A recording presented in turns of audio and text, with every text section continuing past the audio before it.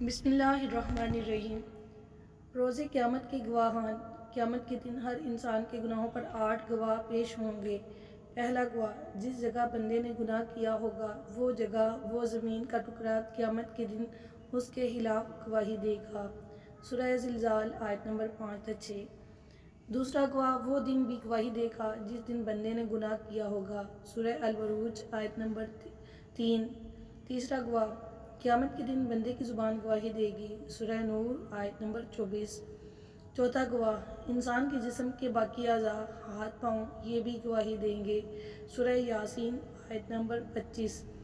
پانچواں گواہ، 2 فرشتے جو تم پر نگران مقرر ہیں، جو معزز ہیں، لکھنے والے ہیں، جو کچھ تم کرتے ہو وہ جانتے ہیں۔ سورہ الانفطار آیت نمبر 12۔ چھٹا گواہ، وہ نامہ اعمال جو فرشتے لکھ رہے ہیں تو زبان بھی گواہی دے گی اور نامہ اعمال بھی دکھائے جائیں گے۔ سورہ کہف آیت نمبر 49۔ ساتواں گواہ، آپ صلی اللہ علیہ وسلم بھی گواہ ہوں گے۔ اللہ رب العزت آپ صلی اللہ علیہ وسلم سے بھی گواہی مانگیں گے۔ سورہ نساء آیت نمبر 41۔